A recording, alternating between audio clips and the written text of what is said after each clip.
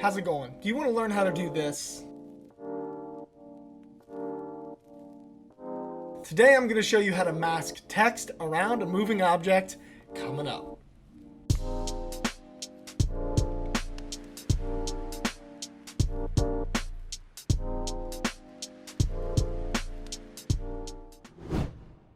What's going on, everybody? My name is Ninsky and welcome to Your Content Hub, where I help you make your content better. So today we're going to be working with masking, and you can mask text like I'm going to do. You can also mask any other like shape or anything you want to mask around something. You can do it. So this is how to do a mask path. That's what I'm going to show you today, how to apply a mask path. And it's actually not that hard. So I'm going to show you right now. We're going to go ahead and get into it.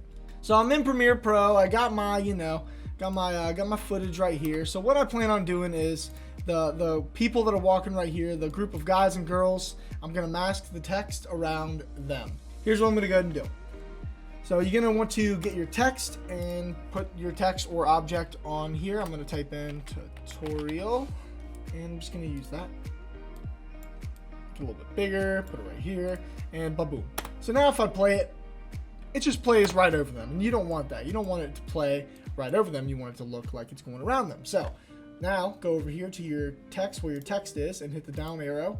And then you have three options for masks. You have the ellipse mask, 4-point polygon, or a free draw Bezier mask. You can use either one of these. It doesn't really matter too much. I'm going to go ahead and I'm going to use a free draw Bezier mask. So I'm going to click on this and I'm going to make multiple points around my text.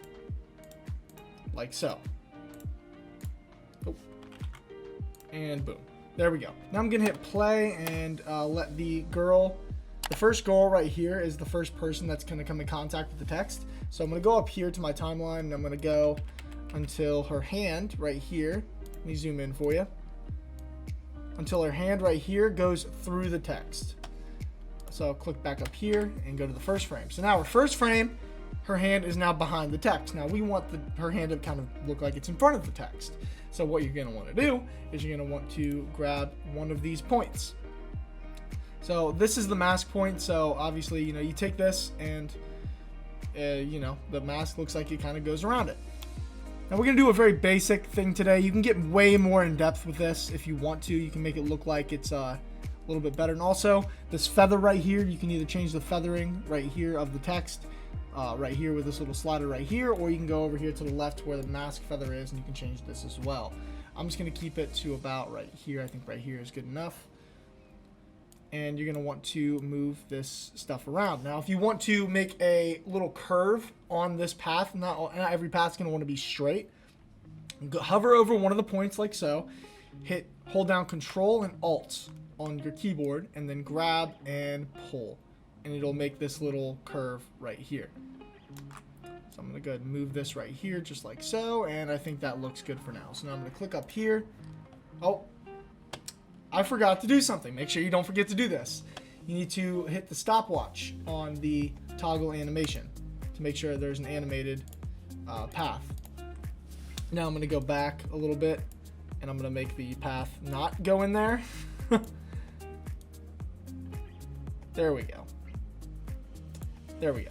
So now you just want to keep doing that. So I'm going to click up here again and make sure I just go to the next frame that shows, and it is this one right here.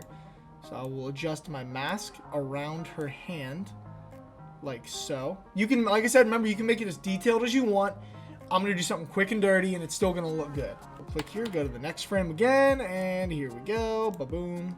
So normally what you also could do is if you didn't want her arm to completely destroy the T at the beginning, you could hit Control and Alt, or you could bring this over and make the T look like it's still kind of here. Her arm just kind of made it go away for a second if you wanted to, like so, but I'm not going to do that. I'm just going to completely get rid of the T. I'll make this T just kind of go away right here, and then just continue to adjust like so. So then you're just going to want to keep going. You can take these right here, these little slide bars, to adjust where you are to get a more detailed mask, if you want a really detailed mask. So anyway, I'm going to click up here again. I'm going to go to my next frame, and there it is. So I'm going to go ahead and I'm just going to continue doing this, and I will be right back at the very end.